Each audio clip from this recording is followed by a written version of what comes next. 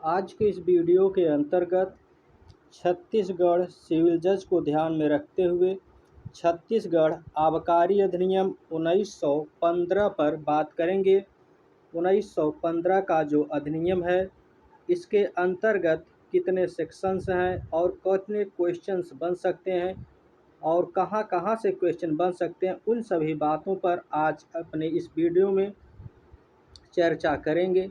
जैसा कि एक बात आपको पहले बता दें कि छत्तीसगढ़ राज्य का अस्तित्व में आना यह सन 2000 में हुआ, लेकिन यह जो अधिनियम है, यह अधिनियम 1915 का है। तो ऐसा क्यों, अगर आप सोच रहे हैं तो इसके लिए आपका आंसर मिलने वाला है कि यह अधिनियम 1915 का है और छत्तीसगढ़ राज्य 2000 में अस्तित्व में आया। जैसा कि इसके पहले छत्तीसगढ़ राज्य एमपी का हिस्सा हुआ करता था, अर्थात छत्तीसगढ़ और एमपी एक ही स्टेट हुआ करते थे।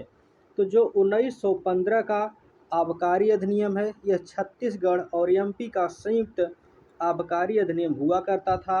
लेकिन जब छत्तीसगढ़ स्टेट अलग हुआ तो छत्तीसगढ़ स्टेट ने अपना स्वयं का कोई आबकारी अधिनियम नहीं बनाया, बल्कि जब वह एमपी के साथ संयुक्त रूप से था तो उस समय जो आबकारी अधिनियम 1915 प्रवर्तन में थी, उसी को जब छत्तीसगढ़ अलग स्टेट बन गया तो वह 2000 में इसी आबकारी अधिनियम को एडॉप्ट कर लिया।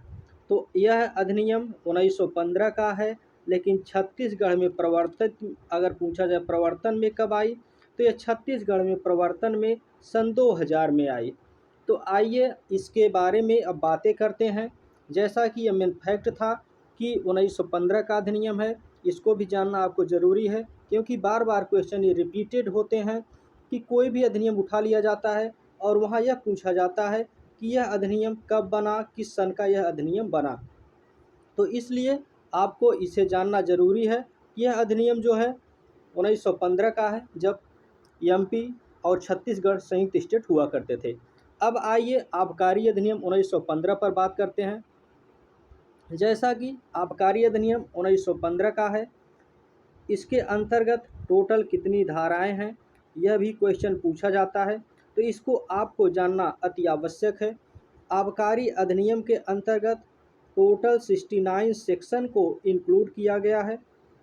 सेक्शन 29 इसके तहत रखे गए हैं। अब इन 69 सेक्शन में से आपको सारे सेक्शंस नहीं पढ़ने हैं, कुछ ही सेक्शंस पढ़ने हैं, और उन सेक्शंस को आपको इस वीडियो के माध्यम से पता चल जाएगा कि किस सेक्शन पे आपको ज़्यादा फोकस करना है और किन सेक्शन को आपको छोड़ देना है या नॉर्मली तौर पर देखना है। जैसा कि जो कुछ इम्पॉर्टेंट क्वेश्चन बन सकते हैं उसको मैं यहीं पे चर्चा कर दे रहा हूँ। जैसा कि आपको पहला चीज़ याद रखना है कि यह अधिनियम 1915 का है। पहला क्वेश्चन बन सकता है आपका कि छत्तीसगढ़ आबकारी अधिनियम कब का है, तो यह अधिनियम 1915 का है। दूसरा क्वेश्चन आपका बन सकता है कि छत्तीसगढ़ आबकारी अधिनियम में कुल कितनी धाराएं दी गई हैं, तो इसके अंतर्गत टोटल 69 धाराएं दी गई हैं। और जो आपका अगला क्वेश्चन बन सकता है, वह क्वेश्चन यह बन सकता है कि इसमें कौन सी धारा रिपील है। तो जैसा कि धारा 3, इस अधिनियम की धारा 3 क्या है, रिपील है।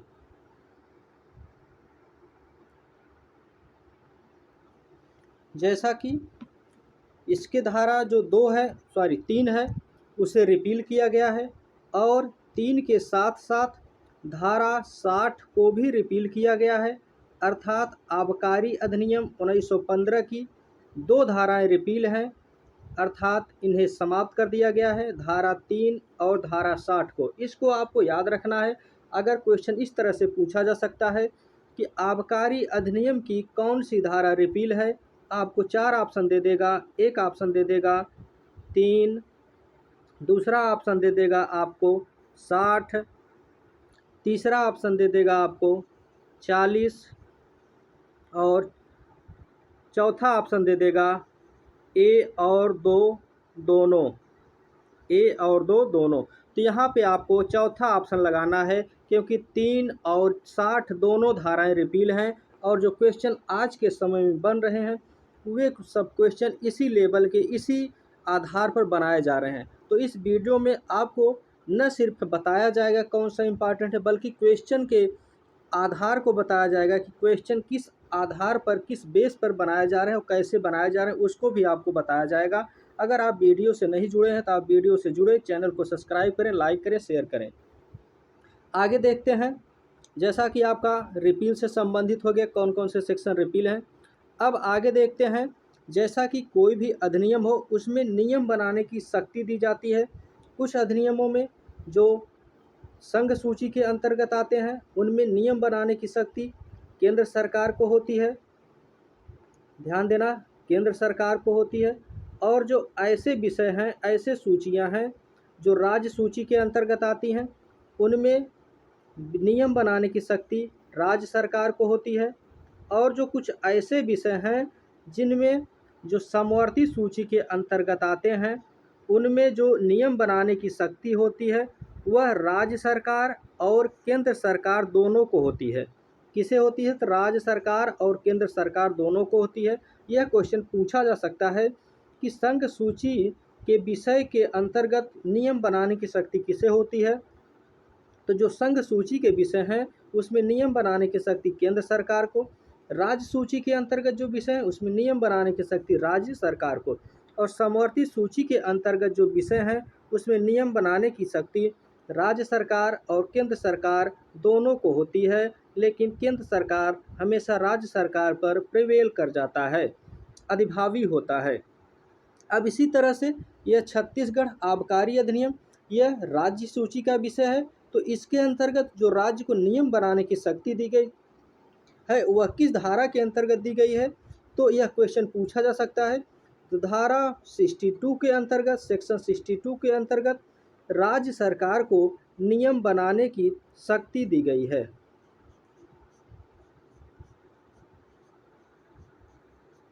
तो राज्य सरकार को जो नियम बनाने की शक्ति दी गई है वह किसके अंतर्गत दी गई है? तो धारा 62 के अंतर्गत आबकारी अधिनियम में राज्य सरकार को नियम बनाने की शक्ति दी गई। अभी ये मोटा मोटा जो पॉइंट है उसको चल रहे हैं। अभी सेक्शन 1 से शुरुआत करते हैं, क्योंकि जहाँ से क्वेश्चन बनते हैं उसको अभी थोड़ा डिस्कस कर ले रहे हैं फ्रंट पे, उसके बाद आगे शुरू से चलते हैं। और अगला जो क्वेश्चन है, इस अधिनियम में परिसीमा किस धारा में दी गई है? तो धारा 68 के अंतर्गत परिसीमा के बारे में प्रावधान किया गया है कि यह जो आबकारी अधिनियम है यह भी परिसीमा से गवर्न होगा। अर्थात अगर परिसीमा के बाद कोई भी व्यक्ति आबकारी के अंतर्गत न्यायालय में दावा नहीं कर सकता और न तो उसके ऊपर दावा किया जा सकता है। अब अगला जो क्वेश्चन है, जैसा कि कोई भी अधिनियम बनता है तो उसमें निरसन से संबंधित प्रावधान किया जाता है। निरसन का मतलब होता है किसी भी धारा को निरसित करने का। जैसा कि मैंने आपको पहले बताया, इस अधिनियम की धारा 3 और धारा 60 को 60 को निरसित किया गया। तो उसके निरसन का आधार क्या था? तो उसकी जो शक्ति मिलती है वह कहाँ से मिलती है किसी सेक्शन को निरसित करने का? तो उसी को निरसन कहते हैं। तो इस अधिनियम के अंतर्गत जो निरसन की शक्ति मिलती है वह धारा 69 से मिलती है। 69 के अंतर्गत निरसन के बारे में प्रावधान किया गया है। निरसन का प्रावधान 69 के अंतर्गत किया गया। अब एक चीज़ आती है आपकी सेविंग, अर्थात जितने भी सेक्शन हैं उनको सुरक्षित किस धारा के अंतर्गत रखा जाता है?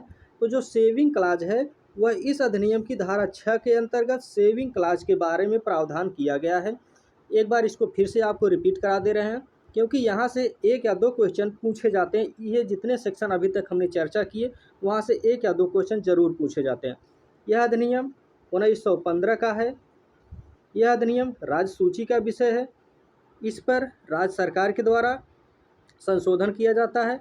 इसमें धारा 3 और धारा 60 रिपील हैं, अर्थात निरसित कर दी गई हैं। और निरसन का जो प्रावधान है वह 69 में है। सेविंग का जो प्रावधान है धारा 6 के अंतर्गत है। राज्य सरकार की नियम बनाने की शक्ति धारा 62 के अंतर्गत है। परिसीमा धारा 68 के अंतर्गत है। इतना आपको याद रखना है, याद ही नहीं बल्कि इसको शॉर्ट नोट डाउन कर लेना है, क्योंकि ये जो सेक्शन है सारे सेक्शन आप पढ़ो या न पढ़ो, जैसे कि मैंने आपको पहले ही बताया, इसमें टोटल 69 सेक्शंस हैं। आपको सारे सेक्शंस नहीं पढ़ने हैं, उन्हीं सेक्शंस को पढ़ने हैं जहाँ से क्वेश्चन आपसे पूछे जाते हैं, जहाँ से क्वेश्चन आपसे पुटअप होते हैं, उसी सेक्शन पे फोकस करना मेरा मेन ध्येय है। तो आइए आगे फिर सेक्शन 1 से शुरुआत करते हैं, जहाँ से क्वेश्चन पूछे जाएंगे उसी पे मेन टारगेट करना है।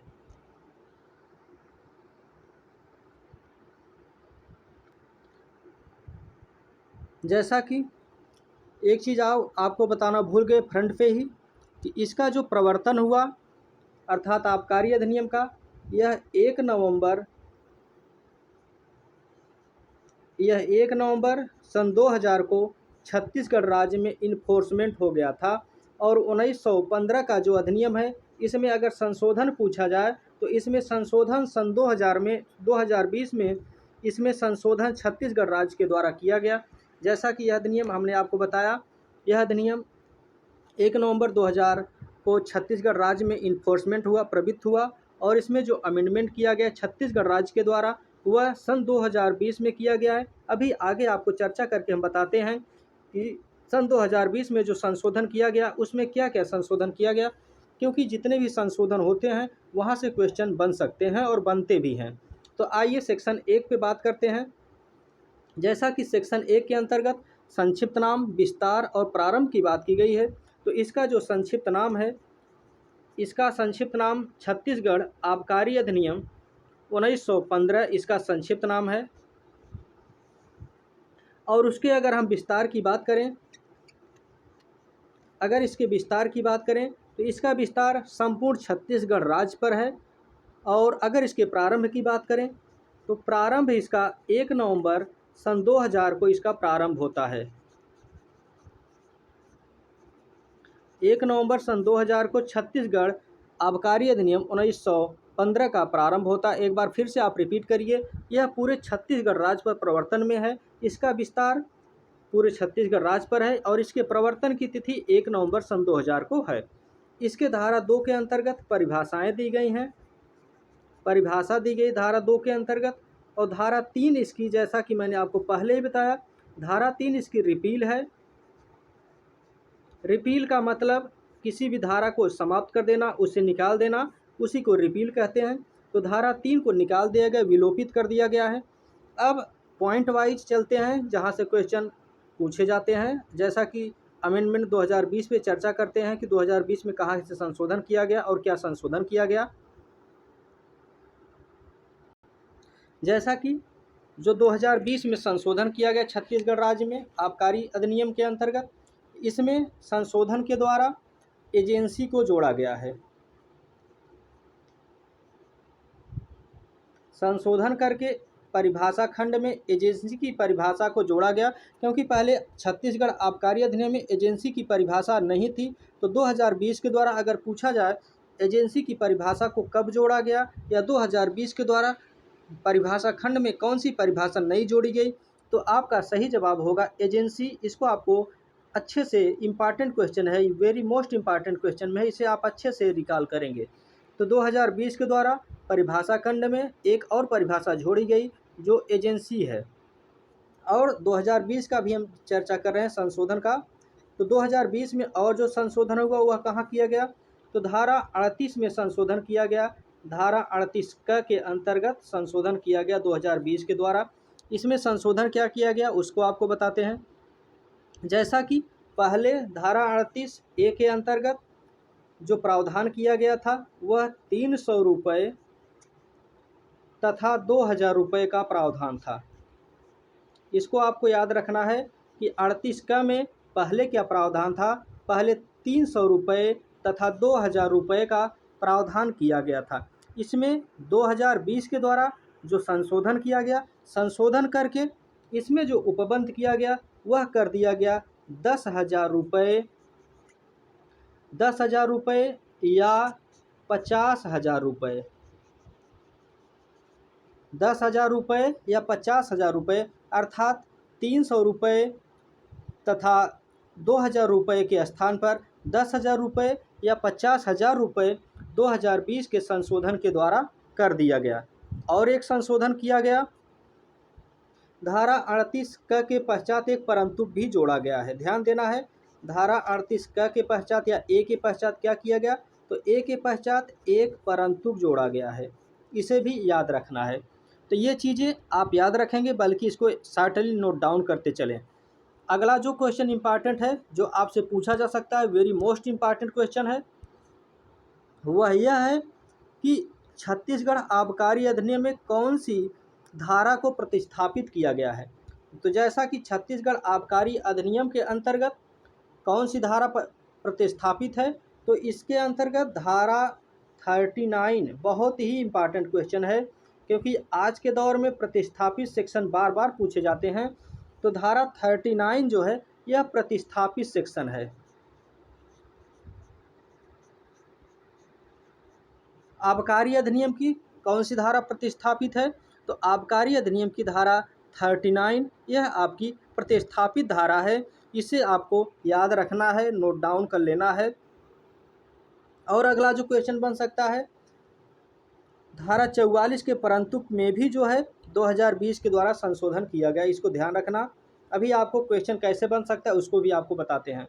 तो धारा 44 के परंतु में क्या किया गया कि परंतु में 2020 के संशोधन के द्वारा भी संशोधन किया गया 44 के परंतु में। अब यहाँ से प्रश्न कैसे बनेगा उसको आपको बताते हैं। प्रश्न ऐसे बन सकता है कि सन 2020 के संशोधन के द्वारा आबकारी अधिनियम में किन किन धाराओं में संशोधन किया गया। प्रश्न ऐसे बन सकता है, पहला तो यहाँ पे ऑप्शन आपका होगा धारा 2 में संशोधन किया गया, क्योंकि धारा 2 में एजेंसी को जोड़ा गया, प्रतिस्थापित किया गया। उसके बाद धारा 38 में संशोधन किया गया, 38A के अंतर्गत। उसके बाद धारा 44 के अंतर्गत संशोधन किया गया। अगर ये तीनों ऑप्शन दे तो ये तीनों ऑप्शन आपका सही है। उसके बाद अगर 39 दे तो 39 को प्रतिस्थापित किया गया। 39 प्रतिस्थापित करने का तात्पर्य होता है किसी भी धारा के अंतर्गत जो उपबंध किए गए हैं उस उपबंध को हटाकर कोई नया उपबंध इंक्लूड कर देना, इसी को प्रतिस्थापित कहते हैं। तो ये चारों धाराएं आएंगी, section 2, section 38A, section 44, section 39। और ख़ास करके आपको 39 पर फोकस करना है, क्योंकि यह प्रतिस्थापित है, अर्थात इसके पुराने प्रोविज़न को पूरी तरह से हटाकर नए प्रोविज़न को रख दिया गया है, इसी को प्रतिस्थापित कहा जाता है। अब आइए आगे देखते हैं एजेंसी से तात्पर्य क्या है, क्योंकि जैसा कि एजेंसी को 2020 में संशोधन के द्वारा जोड़ा गया, तो ये तो पता होना चाहिए कि एजेंसी से क्या अभिप्रेत है, एजेंसी से क्या तात्पर्य है। तो जो परिभाषा के खंड के अंतर्गत 2020, इसे आपको याद रखना है, बार बार इस फोकस इसलिए कर रहे हैं क्योंकि यहाँ से क्वेश्चन अमेंडमेंट से 100% गारंटी रहती है कि यहाँ से 1 या 2 क्वेश्चन श्योर पूछे जाते हैं। तो 2020 के द्वारा एजेंसी को जोड़ा गया परिभाषा खंड में। तो एजेंसी से अभिप्रात क्या है, अभिप्रेत क्या है, क्या तात्पर्य है एजेंसी से, तो एजेंसी से वही तात्पर्य यहाँ बताया गया है जो कंपनी अधिनियम 2013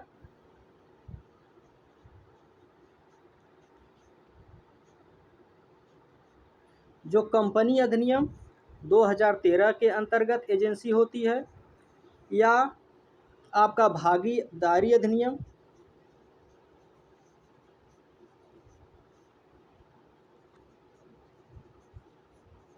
जो कंपनी अधिनियम 2013 के अंतर्गत एजेंसी है, या भागीदारी अधिनियम 1932 के अंतर्गत जो एजेंसी का प्रावधान किया गया है वही एजेंसी का तात्पर्य यहाँ भी है।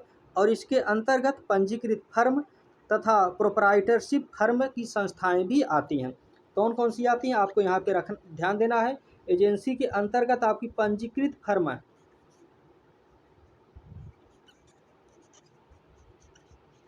एजेंसी के अंतर्गत आपका पंजीकृत फर्म और प्रोप्राइटरशिप फर्म भी आती हैं।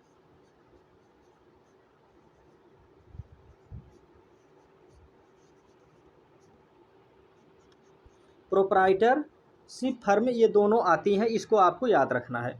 अब आगे चलते हैं, अभी परिभाषा खंड पे हम चर्चा कर रहे हैं, क्योंकि जो मेन पॉइंट चीज़ें थी जहाँ से क्वेश्चन बन सकते थे एक बार हमने आपको शॉर्टली उन सबको बताया। अब सेक्शन 1 से शुरुआत किए हैं, सेक्शन 1 को हमने आपको डिस्क्राइब करके बताया, फिर उसके बाद सेक्शन 2 के अंतर्गत जितनी परिभाषाएं दी गई हैं उन सब पे चर्चा कर रहे हैं। जैसा कि पहली परिभाषा एजेंसी की हमने आपसे चर्चा किया। अब उसके बाद अगली परिभाषा पे आते हैं। अगली परिभाषा है मादक द्रव्य।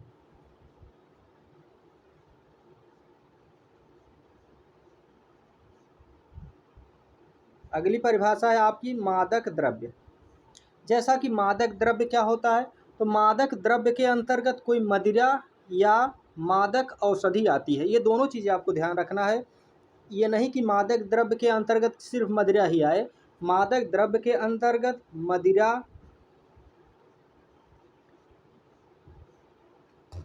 मादक द्रव्य के अंतर्गत मदिरा और मादक औषधि आती है।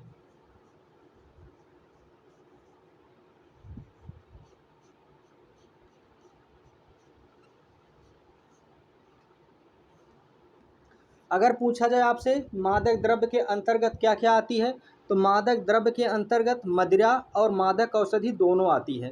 ये आपकी दूसरी परिभाषा हो गई। अगली जो परिभाषा है वह है आपकी बियर। बियर की परिभाषा देखते हैं।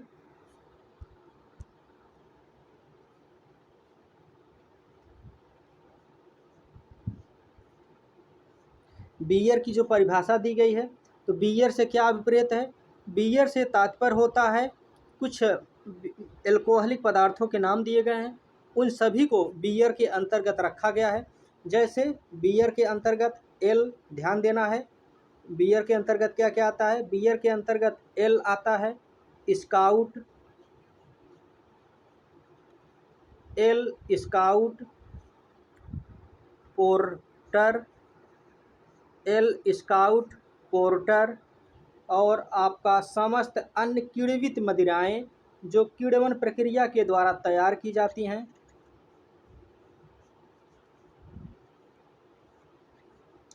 समस्त अन्य किण्वित मदिराएं आती हैं। इसको ध्यान देना है कि बियर के अंतर्गत क्या क्या आती हैं। अगर आपको नहीं पता तो डायरेक्ट ये चीज़ याद रखना कि बियर के अंतर्गत किण्वित मदिराएं आती हैं, लेकिन अगर आपको ऑप्शन दे देगा एल स्काउट, प्रोप्राइटर, पोर्टर और किण्वित मदिराएं, तो यहाँ आपको सभी ऑप्शन लगाने होंगे क्योंकि सभी बियर के अंतर्गत आती हैं। अब जो अगला प्रश्न, अगला जो परिभाषा खंड है वह है विप्रकित का। विप्रकित, जैसा कि प्रकृति से तात्पर्य होता है कि ऐसी कोई वस्तु जो नेचर में प्रकृति के द्वारा प्रदत्त है, और विप्रकृत का तात्पर्य कि जो प्रकृति के द्वारा प्रदत्त है उसे विप्रकृत बना देना, उसे ऐसा बना देना जो उपयोग के लायक न रह जाए, उसी को विप्रकृत कहते हैं, अर्थात उपयोग के लायक न रह जाए। जैसा कि अगर इसको देखें विप्रकृत से तात्पर्य क्या है, तो विप्रकृत से जो तात्पर्य होता है किसी मानव उपभोग वस्तु को या मादक द्रव्य को या किसी पेय पदार्थ को किसी ऐसे प्रकार से बना देना कि वह मानव के उपयोग के लिए अनधिकृत हो जाए, मानव उपयोग के लिए न रह जाए, उसी को विप्रकृत कहते हैं। सिंपली सा समझिए, जैसे पानी है, पानी में कोई ऐसा पदार्थ मिला देना, मिट्टी का तेल डाल देना, पेट्रोल डाल देना, कोई अन्य वस्तु डाल देना कि वह मानव के उपयोग के लिए न रह जाए, वही विप्रकृत हो गया, विप्रकृत कहलाता है। इसी को विप्रकृत कहते हैं।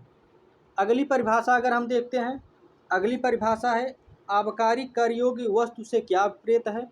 आबकारी कर योग्य वस्तु,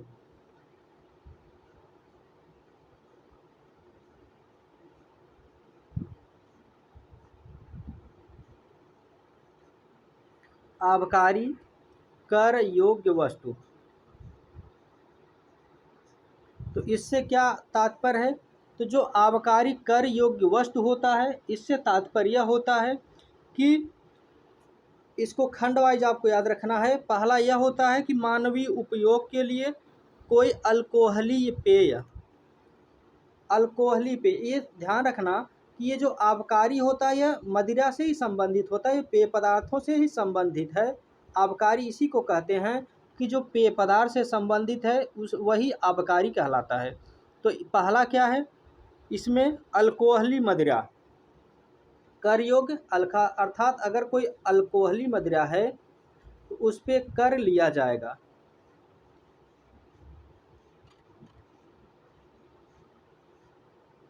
कोई अल्कोहली मदिरा है तो उस पे कर लिया जाएगा, और कोई भी मादक औषधि है उस पे भी कर लिया जाएगा।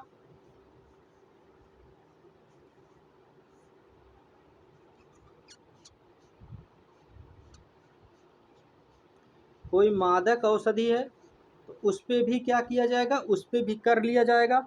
और कोई नारकोटिक्स ड्रग है तो उस पे भी जो है उस पे भी क्या किया जाएगा, आबकारी कर योग्य वस्तुएं हैं ये, अर्थात इनसे कर लिया जाएगा। पहला, कोई अल्कोहलिक द्रव्य है या कोई मादक औषधि है या कोई नारकोटिक्स ड्रग है, तो ये सब आबकारी कर योग्य वस्तुएं हैं। ये चीज़ों तीनों चीज़ों को आपको याद रखना है। नारकोटिक्स नारकोटिक्स वस्तुओं से भी इन तीनों चीज़ों को अगर ऑप्शन में रहे, फिर चौथा ऑप्शन सभी रहे, तो आपको बिना सोचे चारों ऑप्शन लगाना है, क्योंकि अल्कोहली द्रव्य और मादक औषधि नारकोटिक्स ये सब आबकारी के अंतर्गत कर योग्य हैं।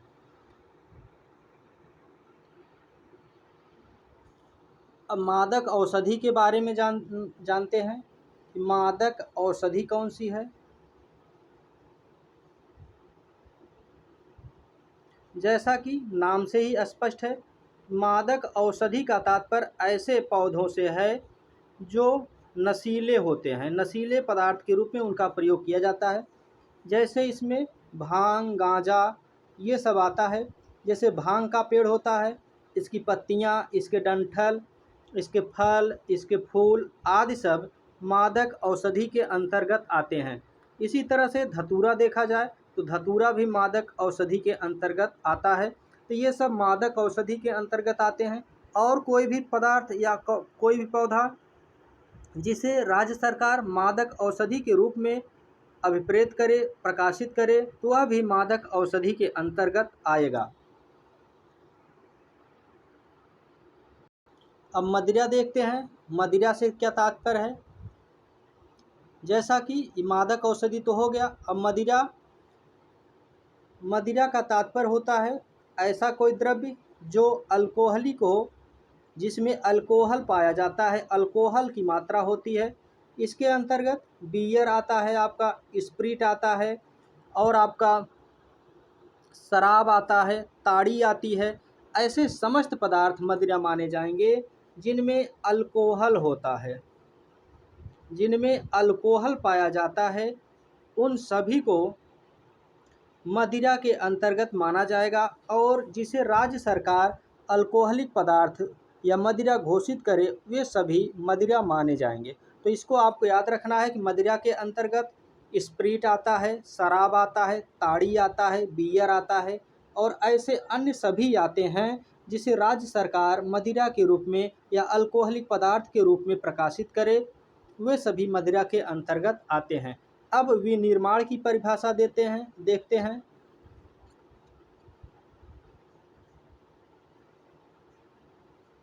विनिर्माण की परिभाषा क्या है।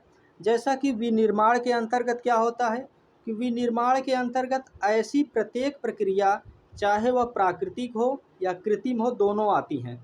इसके अंतर्गत क्या क्या आती हैं, ऐसी प्रक्रिया आती है, चाहे वह कैसी हो, चाहे वह प्रकृति हो अर्थात नेचर की प्रक्रिया हो, चाहे अप्रकृत हो अर्थात कृत्रिम हो, बनाई गई हो।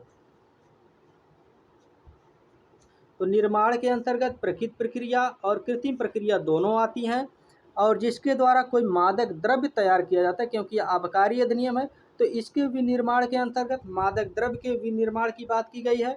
तो मादक द्रव्य कैसे तैयार किया जाएगा, जो प्रकृत रूप में मादक द्रव्य देखें, जैसे अल्कोहल हो गया आपका। और अगर कृत्रिम रूप में देखा जाए, कृत्रिम रूप में जो मानव के द्वारा बनाया जाता है, बियर हो गया, शैंपेन हो गया, शराब हो गया, दारू हो गया, ये सब कृत्रिम रूप में है। प्राकृतिक रूप में है आपका भांग, गांजा, ये सब आपका ताड़ी, ये सब आपका प्रकृति रूप में है। तो यही विनिर्माण है। अब अगला देखते हैं होटल से क्या अभिप्राय होता है।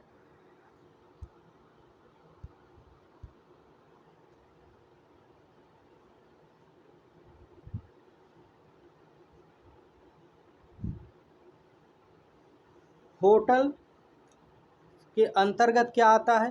तो होटल के अंतर्गत भवन आता है। होटल के अंतर्गत क्या क्या आता है? तो होटल के अंतर्गत भवन आता है, भवन का भाग आता है। होटल के अंतर्गत भवन आता है, भवन का भाग आता है, और ऐसा स्थान आता है जहां आवासीय सुविधा,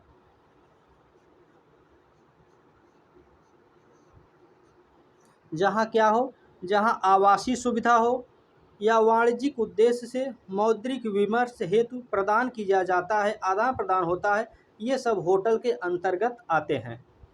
अब ये आपका परिभाषा खंड था, परिभाषा खंड आपका खत्म हुआ। अब उसके बाद सेक्शन आपका 3 हमने तो बता ही दिया था कि सेक्शन 3 आपका रिपील है, 3 के साथ साथ सेक्शन 60 भी रिपील है।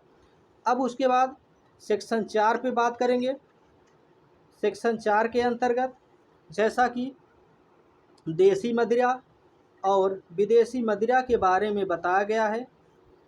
अब सेक्शन 4 पर बात करते हैं हम कि देसी मदिरा क्या होता है।